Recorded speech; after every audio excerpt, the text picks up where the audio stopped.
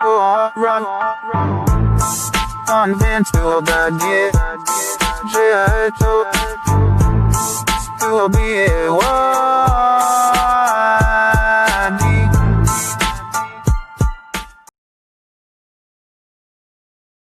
Antibiotics are even mixed with the feed of livestock and poultry to check microbial infection in animals. Antibiotics बहुत mix की जाती है और even mixed with the feed of livestock and poultry to check microbial infection in animals. मतलब जो antibiotic जानवरों के लिए ऊपर भी यूज़ की जाती है। सबसे पहले एंटीबायोटिक्स को जानवरों के ऊपर यूज़ किया जाता है ताकि उनके कोई बीमारी, अगर उनके कोई बीमारी होती है तो अगर वो ठीक हो गई तो हमारी बीमारी भी ठीक हो जाती है, हमारे अंदर भी जो बीमारी है वो भी ठीक हो जाती है। ज़्यादा चांसेस होते हैं कि अगर कोई भी दवाइयों को एक्सपेरिमेंट के रूप में अगर हम किसी भी और वो बीमारी उसकी ठीक हो गई तो ज़्यादा चांसेस होंगे कि हमारे ऊपर भी जो बीमारी, हमें वही बीमारी जो अगर हमें हो रही है हमारी बीमारी भी ठीक हो सकेगी, हो सकती है, होगी एंटीबायोटिक के जरिए। साइंटिस्ट होता है सबसे पहले एक्सपेरिमेंट हमारे ऊपर, अपने ऊपर नहीं करता, या दवाई बना दी और सबसे पहले दवाई अपने ऊपर यूज़ कर रहा है, ऐसा कोई करता नहीं करता। वो क्या करता है, सबसे पहले जानवरों को पकड़ता है, जानवरों के ऊपर उसको एक्सपेरिमेंट करता है दवाइयों का। क्या जानवर तो उसकी दवाई ख़राब है इसका मतलब, और अगर वो बच गया और उसकी बीमारी ठीक हो गई तो इसका मतलब उसकी दवाई भी ठीक थी। तो कितना गलत है ये सब, तो ऐसा नहीं होना चाहिए। वो सारे दवाई को जेल के कैदी होते हैं ना जो गुनाह करते हैं उनके ऊपर यूज़ करनी चाहिए। होता है अगर किसी जानवर को मारा जाता है या हम जानवरों को खाते हैं ना, वो बहुत ज़्यादा गलत होता है, नहीं खाना चाहिए जानवरों को, ठीक है। मैनी प्लांट डिजीज़ और दवाइयाँ होती है ना जो एंटीबायोटिक्स होती है, वो प्लांट की डिजीज़ को भी सुधारने से, प्लांट को कोई बीमारी है तो उसके ऊपर क्या छिड़का जाएगा, दवाई एंटीबायोटिक छिड़की जाएगी। या फिर it is important to remember that antibiotics should be taken only on the advice of qualified doctor. जो अच्छे डॉक्टर होते हैं ना उनकी, अगर वो कह रहे हैं कि हाँ भाई आपको लेनी चाहिए तो आपको लेनी है, अगर मना करते हैं तो नहीं, कभी नहीं लेना, कभी भी antibiotic. Also you must complete the course of prescribed by the doctor. और अच्छे डॉक्टर से लोगे तो वो अच्छी दवाई बताएगा, ख़राब डॉक्टर से लोगे तो वो ख़राब दवाई बताने के चांस। देखा होगा, कभी भी देखा होगा ना, क्या बोलते हैं ना कि ये डॉक्टर कितना अच्छा है, तो ये डॉक्टर इसी डॉक्टर से दवाई लेना अच्छा है, कितना अच्छे तरीके से दवाई बताता है। तो डॉक्टर, जो हम डॉक्टर बोलते हैं ना, वो अच्छा डॉक्टर क्यों बोलते हैं, क्योंकि वो अच्छी दवाई देता है। एंटीबायोटिक्स दो तरह की होती है, मैंने पहले बताया था आपको, जेनेरिक दवाई होती है और एक मॉलिकुलर होती है। जेनेरिक सस्ती आती हैं बहुत ज़्यादा, जो गवर्नमेंट हमें प्रोवाइड करती है वो जेनेरिक टैबलेट्स होती हैं, और जो हम मॉलिकुलर लेते हैं, जो महंगी दवाइयाँ होती हैं, वो महंगी दवाई होती है, मॉलिकुलर टैबलेट्स होती हैं, जल्दी से मिलती नहीं है आसपास, मतलब बड़े बड़े शहरों में मिलती हो तो मिलती हो, नहीं तो जल्दी से नहीं मिलती जेनेरिक दवाई भी, ठीक है। क्यों नहीं मिलती, ज़्यादा सस्ती होती थी, कोई खरीदता ही नहीं है, इसलिए उनको ज़्यादा सस्ती होंगी तो कौन खरीदेगा उन्हें, मतलब कोई फ़ायदा नहीं है ना उसको, किसी को फ़ायदा, किसको नहीं है, दुकान वाले को तो फ़ायदा नहीं है, ठीक है। लोगों को तो बहुत फ़ायदा है लेकिन दुकान वालों को फ़ायदा नहीं है, ठीक है। दुकान वाले को नुकसान में चला जाएगा अगर वो बेच नहीं पाएगा तो, ठीक है, क्योंकि वो बहुत ज़्यादा सस्ती होती है। कौन सी, जेनेरिक दवाई गवर्नमेंट देती है, जेनेरिक दवाई को गवर्नमेंट प्रोवाइड करती है। If you take antibiotics when not needed long doses, अगर दवाइयों को आप गलत तरीके से ले लोगे तो क्या होगा, it may take the drug less effective when you need it in future. अगर आपको कोई बीमारी नहीं है और आप यूं ही ऐसे ही ले रहे हो तो वो कम करेगी आपको, ठीक है, आपके शरीर में कम लगेगी, नहीं लगेगी, ठीक है। इफ़ यू, समझ में आ गया आपकी बात, गलत डोज ले लोगे तो वो नहीं, उतने अच्छे से नहीं काम करेगी। Antibiotics taken unnecessarily may kill the beneficial bacteria in the body. ऐसा भी हो सकता है कि अगर आप बेफालतू में एंटीबायोटिक्स लिए जा रहे हो तो क्या होगा, हमारे शरीर के जो अंदर जो गुड बैक्टीरिया होंगे, ठीक है, बेनिफिशियल बैक्टीरिया मतलब गुड, अच्छे बैक्टीरिया थे हमारे शरीर के अंदर, वो भी ख़त्म हो सकते हैं, वो मर सकते हैं, और वो मर गए तो क्या शरीर के अंदर बीमारी बढ़ जाएगी ना, सिंपल सी बात है। Antibiotics however are not effective against cold and flu as these are caused by the viruses. कि कह रहा है कि एंटीबायोटिक्स कभी भी किसको जुखाम को प्रभावित नहीं करती है, ना ही बुखार को करती है। क्यों, क्योंकि ये सब वायरस की वजह से होता है। कोल्ड किसकी वजह से होता है, राइनो वायरस की वजह से होता है, ठीक है। किसकी वजह से होता है कोल्ड, जुखाम जो होता है वो होता है राइनो वायरस की वजह से होता है, जुखाम राइनो वायरस की वजह से, ठीक है। जुखाम जो होता है राइनो वायरस की वजह से होता है, और जो बुखार होता है वो भी वायरस के कारण होता है, ठीक है। बहुत ज़्यादा ज़रूरी है। तो ये एंटीबायोटिक्स नहीं लेनी चाहिए उस टाइम पे, जब हमारा जुखाम हो रहा हो उस टाइम एंटीबायोटिक्स नहीं लेनी चाहिए, और बुखार हो रहा तब भी नहीं लेनी चाहिए, क्योंकि एंटीबायोटिक्स किसको ख़त्म करती है, बैक्टीरिया को करती है, ठीक है, बैक्टीरिया को ख़त्म करती है, याद रखना, बैक्टीरिया को ख़त्म करती है। ये तो कोल्ड जुखाम होता है ना, और जो बुखार होता है ये तो होते ही है।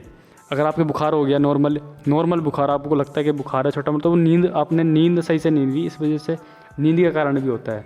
जैसे कुछ लोग होते हैं ना जिनको एक बीमारी होती है नींद के, जिसको बोलते हैं इंसोमानिया, सॉरी क्या बोलते हैं उसको हम, इंसोमानिया। इसको बीमारी का नाम है इंसोमानिया, ठीक है, इंसोमानिया,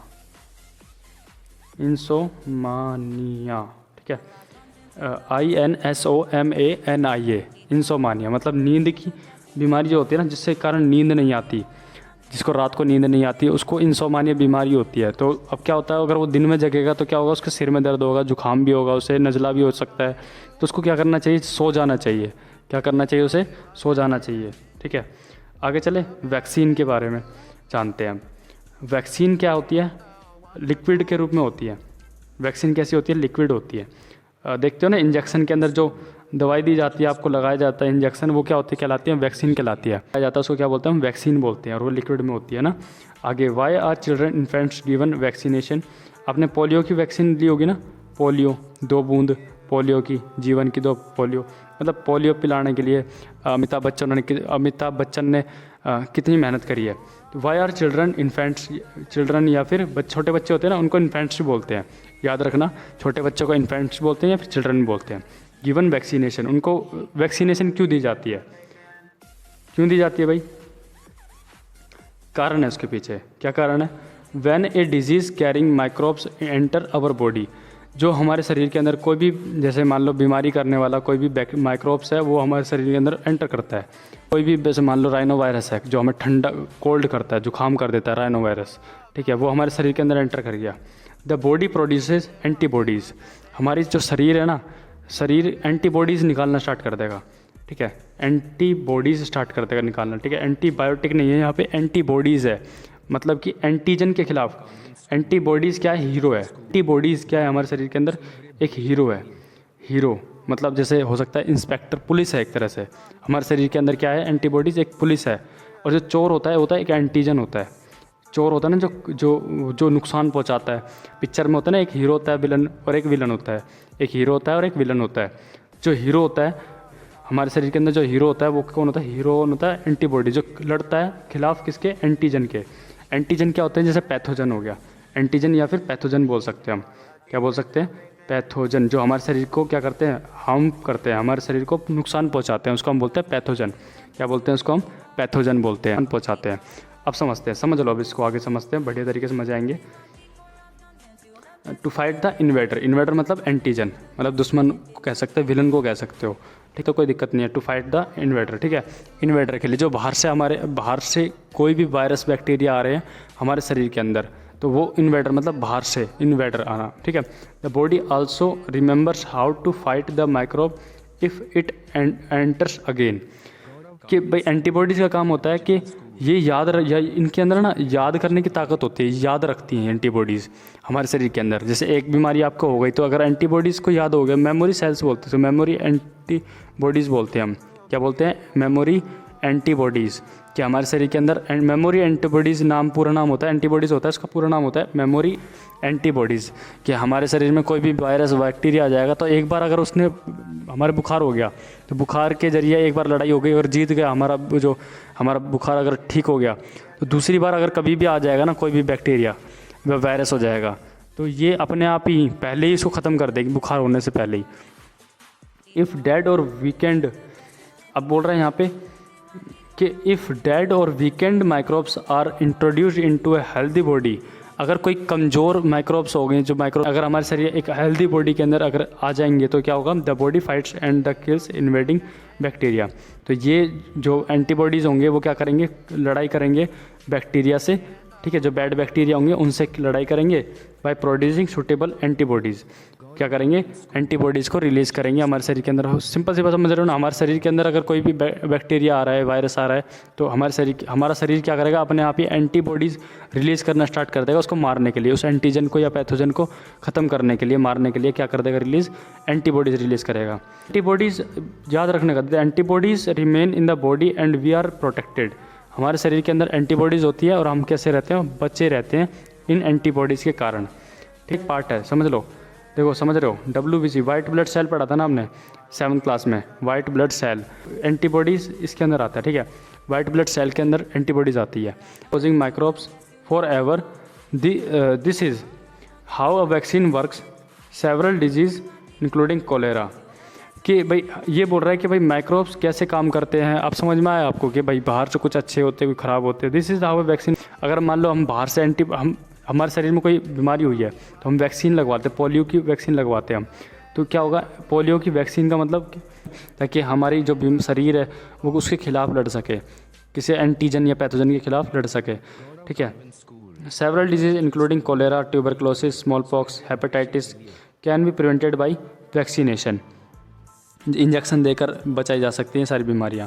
हेपेटाइटिस माने होता है, देखो लीवर को सूजने को बोलते हैं, सूज जाता है तो उसको हेपा माने होता है लीवर, हेपा माने लीवर होता है, लीवर को बोलते हैं हम हेपा। टिस मतलब जहाँ पे टिस आ जाए उसका मतलब होता है इन्फ्लेमेशन, इन्फ्लामेशन। क्या बोलते हैं, इन्फ्लामेशन। जहाँ टिस आ जाए उसका मतलब होता है इन्फ्लामेशन, इन्फ्लामेशन मतलब सूजन, पढ़ा था ना, सूजन, इन्फ्लामेशन। सूजने को बोलते हैं, लीवर के सूजने को बोलते हैं हम hepatitis. Vaccine works several disease including cholera.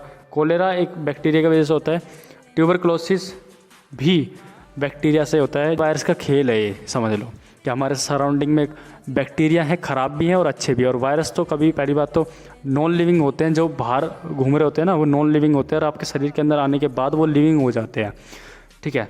तो उनको ख़त्म करने के लिए क्या चाहिए हमें, वैक्सीनेशन चाहिए। क्या चाहिए हमें, वैक्सीनेशन। आगे इधर समझ लो, इधर एक और चीज़, एडवर्ड जेनर क्या थे, इन्होंने वैक्सीन निकाली थी स्मॉल पॉक्स की सबसे पहली। एडवर्ड जेनर ने, याद रखना एडवर्ड जेनर है जिन्होंने वैक्सीन निकाली थी, सबसे पहली वैक्सीन निकाली थी स्मॉल पॉक्स के लिए, ठीक है। कब निकाली थी, 1798 में, 1798 में, ठीक है, 1798 में, ठीक है, 1798 में सबसे पहली वैक्सीन निकाली थी एडवर्ड जेनर, सबसे पहली वैक्सीन निकाली थी। याद रखना है, बहुत ज़्यादा इंपॉर्टेंट है। हमने 3 नाम पढ़े हैं अभी तक। लॉइस पाश्चर पढ़ा है, लॉइस पाश्चर के बारे में पढ़ा है। कब उन्होंने क्या निकाला था, लॉइस पाश्चर ने सबसे पहले फर्मेंटेशन निकाली थी, कौन से 1857 में, 1857 में। और फिर उसके बाद कौन से सन में, कौन से साल में, कौन से ईयर में खोज हुई थी, तो याद रखना है, ठीक है। 1798 में, 1798 में खोज हुई थी किसकी, एडवर्ड जेनर ने किसकी खोज करी थी, स्मॉल पॉक्स की वैक्सीन निकाली थी स्मॉल पॉक्स के लिए। हिंदी में बोलते हैं माता माई, बोलते हैं माता निकल जाती ना छोटी छोटी सी, उसको स्मॉल पॉक्स बोलते हैं। इन योर चाइल्डहुड, हमारे जो आपके चाइल्डहुड बचपन में क्या हुआ, you must have been given injections to protect yourself against several disease. अब वो जो इंजेक्शन थे ना वो वैक्सीनेशन ही थी। Prepare a list of this disease, क्या आप उन सभी बीमारियों को बता सकते हो कि आपको बचपन में कौन कौन सी बीमारी हुई। जैसे खांसी हो गई, मेरे तो देखो काली खांसी हुई थी, उसको हम बोलते हैं वूपिंग कफ बोलते हैं। काली खांसी को हुई थी मेरी तो उसको वूपिंग कफ बोलते हैं। बोलो PING, वूपिंग कफ, COUGH कफ, वूपिंग कफ होती है, काली खांसी को बोलते हैं। मेरे हुई थी बचपन में, तो उस टाइम पे मुझे भी बहुत सारे तरह की वैक्सीनेशन लगाई गई थी, इंजेक्शन लगाए जा, दवाई दी गई थी मुझे, पोलियो के इंजेक्शन भी लगे थे मुझे। Essential to protect all childrens against this disease, ये बहुत ज़्यादा ज़रूरी है कि सभी बच्चों को बीमारियों से बचाया जा सके। जैसे वैक्सीन, कोरोना वायरस के लिए भी वैक्सीन बन रही है, तैयार हो रही है ताकि सभी बच्चों को बचाया जा सके। बच्चों को ज़रूरी चला जाएगा अगर कोरोना वायरस हमारे देश में फैल गया तो, ठीक है। 20 साल पीछे हमारा देश, मतलब कि बहुत धीरे चलेगा, फिर हमारा देश चल नहीं पाएगा। Necessary vaccines are available in the nearby hospitals. अब क्या बोल रहा है कि नेसेसरी वैक्सीन्स जो हमारे लिए ज़रूरी होती हैं, वो वैक्सीन्स हमारे आस पड़ोस के हॉस्पिटल्स में या फिर कंपाउंडरी दुकान पे होते हैं, जो केमिस्ट की दुकान होती है वहाँ पर मिल जाते हैं। अब आता है आगे, you might have seen the advertisement. आपने देखा होगा कि एडवर्टाइजमेंट टीवी पे देखे होंगे एडवर्टाइजमेंट, जैसे अमिताभ बच्चन के आते हैं ना, अमिताभ बच्चन पोलियो का टीका लगाने के लिए, पोलियो का इंजेक्शन लगवाने के लिए बोलते हैं।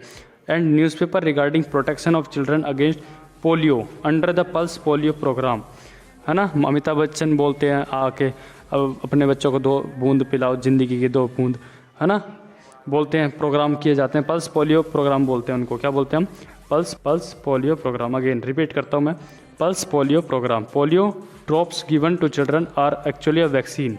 ए worldwide campaign against smallpox has finally led to its eradication from most parts of the world. के बोल रहा है कि यहाँ पे वर्ल्ड पूरे जो पृथ्वी पर पूरे संसार में led to its eradication from most parts of the world, कि हमारे ज़्यादातर वर्ल्ड में ज़्यादातर एरिया में ये देखने को मिलती है स्मॉल पॉक्स की बीमारी। जैसे अफ्रीका में देखने को मिलती है ये बीमारी, स्मॉल में भी देखने को मिलती है। तो यहाँ क्या करता है, वैक्सीन लगानी ज़रूरी है बच्चों को, इसलिए बच्चों को क्या लगाई जाती है, वैक्सीन लगाई जाती है, ताकि उनको स्मॉल पॉक्स ना हो सके या पोलियो ना हो सके। ये सब वायरस के कारण होती है बीमारी। These vaccines are made on large scale from microorganism to protect humans and other animals from several diseases. कि ये बोल रहा है कि यहाँ पे वैक्सीन्स जो होती है ना, हमारी जो इंजेक्शन होते हैं, ठीक है, वो बहुत ही लार्ज स्केल पे बनाए जाते हैं। लार्ज स्केल पे उनको बनाया जाता है, वैक्सीन को बहुत ज़्यादा मात्रा में बनाया जाता है, ताकि क्या हो सके, माइक्रो ऑर्गेनिज्म से बनाया जाता है। किससे बनाया जाता है, माइक्रो ऑर्गेनिज्म से बनाया जाता है। दोबारा रिपीट करता हूँ, कलर चेंज करके बताता हूँ यहाँ पे से, ठीक है। किससे, माइक्रो ऑर्गेनिज्म से, बार बार रिपीट कर रहा हूँ। माइक्रो ऑर्गेनिज्म चैप्टर का नाम क्या था, friend and foe. Microorganism, friend and foe, जो माइक्रो ऑर्गेनिज्म दोस्त भी होते हैं और दुश्मन भी होते हैं, चैप्टर का नाम ही यही था। क्लियर हो गया। लार्ज स्केल पर बनाए जाते हैं माइक्रो ऑर्गेनिज्म से, बनाई जाती है vaccine to protect humans and other animals from several disease. अब इंसानों को बचाना ज़रूरी है, बचाना भी ज़रूरी है। Increasing soil fertility. अब बोल रहे हैं यहाँ पे सॉइल की, मिट्टी की उपजाऊपन को बढ़ाने के लिए भी किसका यूज़ किया जाता है, माइक्रो ऑर्गेनिज्म का यूज़ किया जाता है। Some bacteria are able to fix nitrogen, ये पढ़ लिया हमने, राइजोबियम बैक्टीरिया पढ़ा था ना, फर्स्ट चैप्टर में पढ़ा था राइजोबियम बैक्टीरिया। दोबारा रिपीट कर रहा हूँ इसको मैं, राइजोबियम बैक्टीरिया के बारे में पढ़ा था, जो क्या करता है, नाइट्रोजन को फिक्स करता है नोड्यूल्स के अंदर। रूट के अंदर क्या होती है, नोड्यूल्स प्रेजेंट होती है। लेग्यूमिनस प्लांट के रूट के अंदर नोड्यूल्स प्रेजेंट होते हैं, जो उन नोड्यूल्स के अंदर प्रेजेंट होती है राइजोबियम बैक्टीरिया, जो नाइट्रोजन को फिक्स करते हैं। नाइट्रोजन इन्वायरमेंट के नाइट्रोजन को लेते हैं न्यूट्रिएंट्स के रूप में, किसके लिए, प्लांट के लिए, ताकि वो क्या बना सके, प्रोटीन बना सके। Soil with nitrogen and increase its fertility. अब जितने ज़्यादा माइक्रोब्स प्रेजेंट होंगे उसमें, जितने ज़्यादा राइजोबियम बैक्टीरिया प्रेजेंट होंगे मिट्टी में, उतनी ज़्यादा अच्छी से ग्रोथ हो पाएगी प्लांट की। ये बात बहुत इंपॉर्टेंट है। Microbes are commonly called biological nitrogen fixer. याद हो गया होगा, बायोलॉजिकल मतलब बायोलॉजी में पढ़ रहे हैं हम, ये बायोलॉजी का एक पार्ट है। बायोलॉजिकल नाइट्रोजन फिक्सर मतलब बैक्टीरिया, वो बैक्टीरिया का नाम, माइक्रोब्स का नाम क्या है, राइजोबियम बैक्टीरिया। नाम याद रखना जरूरी है, नाम तो ये सब लिखनी है, अपनी किताब में भी लिखनी है, ताकि अच्छे से याद हो जाए आपको ये सब। डायग्राम देखो यहाँ पे इसका, नाइट्रोजन फिक्सिंग साइनोबैक्टीरिया। अब साइनोबैक्टीरिया नाम, एक और नाम आ गया, देखो साइनोबैक्टीरिया क्या कर रहे हैं, नाइट्रोजन फिक्सिंग का काम कर रहे हैं। मतलब कि एक इंटरेस्टिंग फैक्ट है ये, कि राइजोबियम बैक्टीरिया पढ़ रहे थे पहले हम, अब एक और बैक्टीरिया का नाम है, वो है साइनोबैक्टीरिया। पहले क्या पढ़ रहे थे हम, राइजोबियम बैक्टीरिया के बारे में, अब है साइनोबैक्टीरिया। अब ये क्या चीज़ है, साइनोबैक्टीरिया बहुत ही ज़बरदस्त नाम है, मेरा फेवरेट है पर्सनली बताऊँ तो। मुझे साइनोबैक्टीरिया से बहुत ज़्यादा लगाव है। क्यों है अभी पता चल जाएगा आपको भी लगाव हो जाएगा। आप बोलोगे अरे यार ये क्या चीज़ है, ये तो बहुत ही खतरनाक, मतलब नाम कुछ रख रखा है इसका और है कुछ और है। नाम इसका साइनोबैक्टीरिया है, लेकिन है ये एल्गी। नाइट्रोजन फिक्सिंग साइनोबैक्टीरिया नाम साइनोबैक्टीरिया दे रखा है, लेकिन है ये एल्गी। कैसी एल्गी है, यूनिसेलुलर एल्गी है। सिंगल सेल, यूनी माने सिंगल सेल। हम कैसे हैं, हम ह्यूमंस हैं, हम मल्टी सेलुलर हैं। हम कैसे हैं, मल्टी सेलुलर। ह्यूमंस कैसे होते हैं, मल्टी सेलुलर होते हैं। ह्यूमंस कैसे होते हैं, मल्टी सेलुलर होते हैं। ह्यूमंस कैसे होते हैं, मल्टी सेलुलर होते हैं ह्यूमंस। ये कैसे है, यूनिसेलुलर। और यीस्ट कैसा है यूनिसेलुलर। क्या है क्या नहीं है वहाँ पर भी आएगा 9th क्लास के अंदर, यूकैरियोटिक प्रोकैरियोटिक। जो 9th क्लास के बच्चे होंगे उनसे आप पूछ सकते हो, कंफर्म कर सकते हो। इंपॉर्टेंट है। साइनोबैक्टीरिया क्या है कि एक ये नाइट्रोजन फिक्सिंग का काम करते हैं, बट ये क्या है, एल्गी है। 1 नंबर का क्वेश्चन आता है, ये बहुत ज़्यादा इंपॉर्टेंट है। नाइट्रोजन क्या है, नाइट्रोजन फिक्सिंग का काम करते हैं। तो नाइट्रोजन साइनोबैक्टीरिया क्या है, नाम साइनोबैक्टीरिया है, लेकिन है ये ब्लू ग्रीन एल्गी। याद रखना, ब्लू ग्रीन एल्गी। क्या नाम है इनका पूरा, ब्लू ग्रीन एल्गी। और है क्या, ये साइनोबैक्टीरिया है। क्या है नाम इनका, साइनोबैक्टीरिया। और ये यूनिसेलुलर है। ये साइनोबैक्टीरिया तो क्या है, ये यूनिसेलुलर है। पहली चीज़ ये यूनिसेलुलर है। दूसरी चीज़ क्या है, यूकैरियोटिक होते हैं। ठीक है, पढ़ेंगे हम, 9th क्लास में आएगा, अभी नहीं आएगा। तो हम पहले बता देता हूँ प्रोकैरियोटिक क्या होता है, जिसमें न्यूक्लियस प्रेजेंट नहीं होता है। प्रोकैरियोटिक क्या होते हैं, जिसके अंदर न्यूक्लियस प्रेजेंट नहीं होता। प्रो माने पहले, पहले बताया था मैंने, प्रो में जहाँ पे वर्ड आता है ना वहाँ पे समझ लो पहले कैरियोटिक मतलब जो पहले, कैरियो मतलब होता है कि न्यूक्लियस, कैरियो मतलब न्यूक्लियस होता है, कैरियो मतलब न्यूक्लियस होता है। हमारे शरीर के अंदर जो न्यूक्लियस प्रेजेंट होता है, साथ में न्यूक्लियस के साथ प्रेजेंट होता है साइटोप्लाज्म प्रेजेंट होता है, क्या बोलते हैं हम, प्रोटोप्लाज्म। कैरियोटिक समझ में आ गया, कैरियोटिक मतलब कैरियोटिक मतलब न्यूक्लियस, पहले के न्यूक्लियस में न्यूक्लियस नहीं होता था, पहले के न्यूक्लियस में न्यूक्लियस ही नहीं होता था, इसलिए इसका नाम था प्रोकैरियोटिक। न्यूक्लियस में न्यूक्लियस नहीं होता था मतलब बैक्टीरिया के अंदर नहीं था, तो ये क्या होंगे, बैक्टीरिया के अंदर नहीं था, क्या नहीं था, न्यूक्लियस नहीं था। न्यूक्लियस नहीं होगा तो क्या होगा, उसमें डीएनए था, तो उसके अंदर डीएनए था। अब वो डीएनए भी सर्कुलर होता है, राउंड वाला, हेलिक्स वाला होता है, बहुत तरह के डीएनए होते हैं। तो ये सब हम पढ़ेंगे हम बड़ी क्लास में, लेकिन अभी तक आपको ये याद रखना, nitrogen fixing cyanobacteria, blue green algae, another name of cyanobacteria. तो क्या आंसर होगा, blue green algae.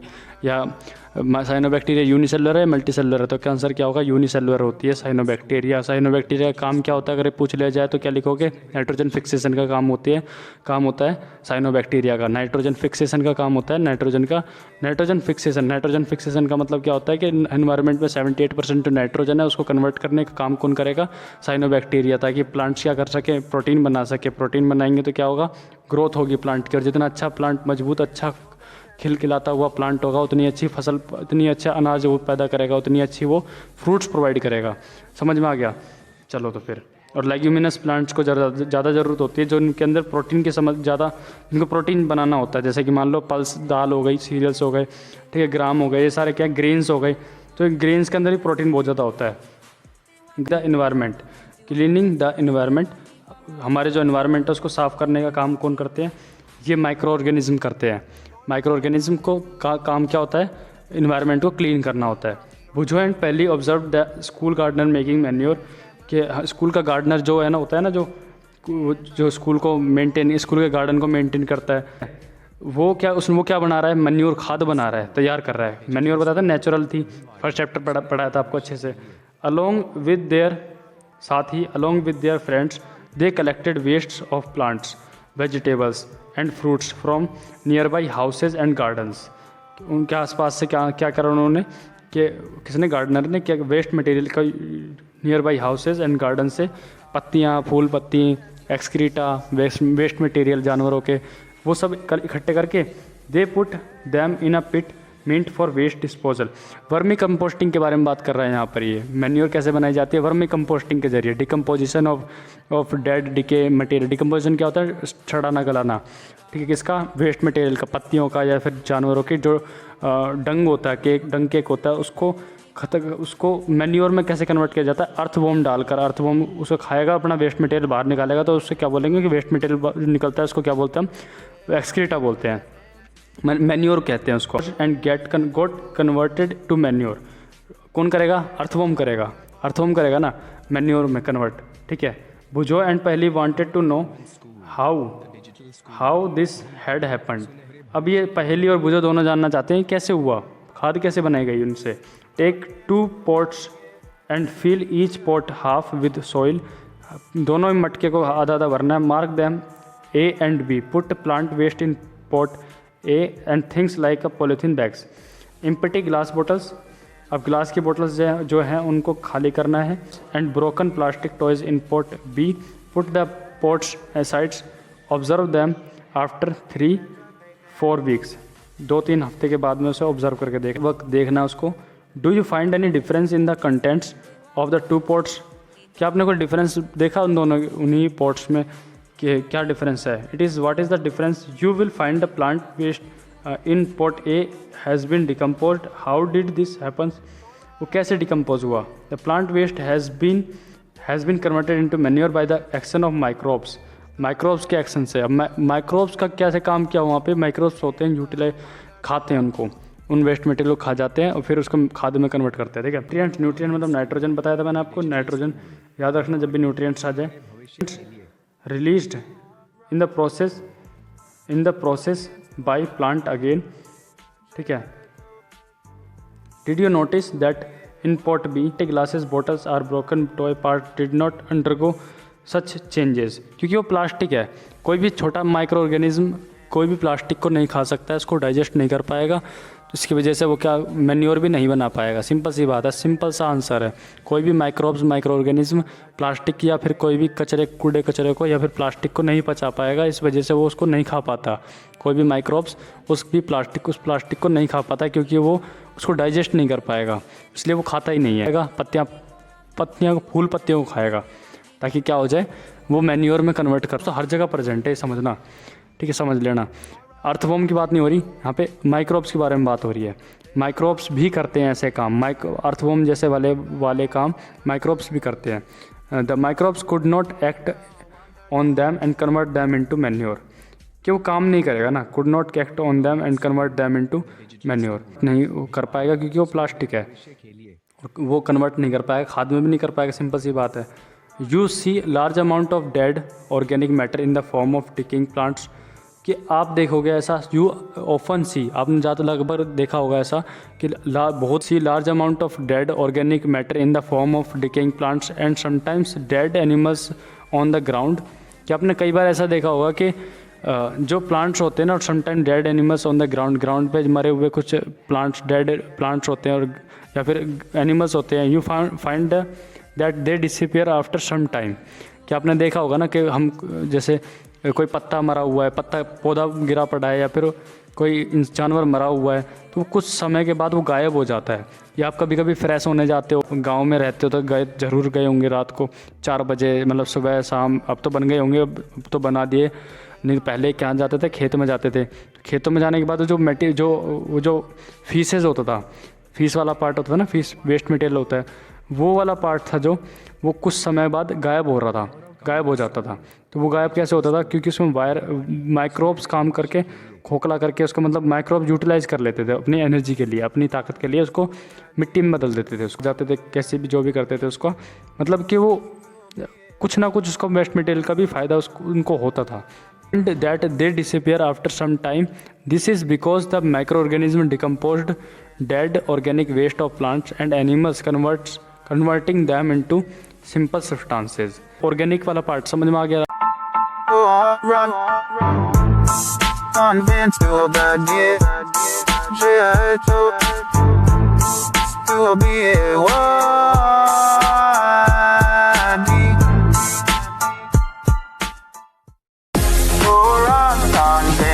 The best you can be what I need is while lucky education. All right, content to the best you lend they walk. Keep all right, content to the best you lend. They want keep all right, content to the best you lend. They want keep all right, content to the best you lend. They want keep. Door of content too. They want the rock has been the best ever too. And the wonderful Gaurav convent school, the digital school, Bhiwadi, सुनहरे भविष्य के लिए। convent to the digital to be worthy.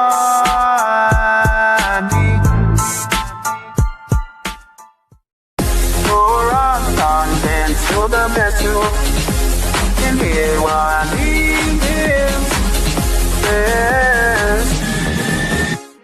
Quality education. All right, content to the best you lend they walk.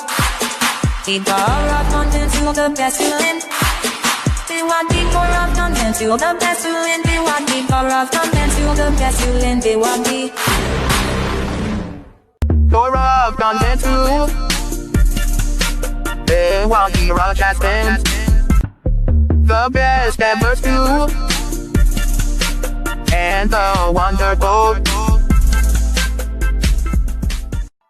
Gaurav convent school, the digital school, Bhiwadi, सुनहरे भविष्य के लिए। convent to the digital to to be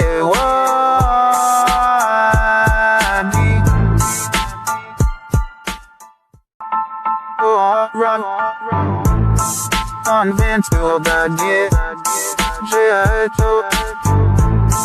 to be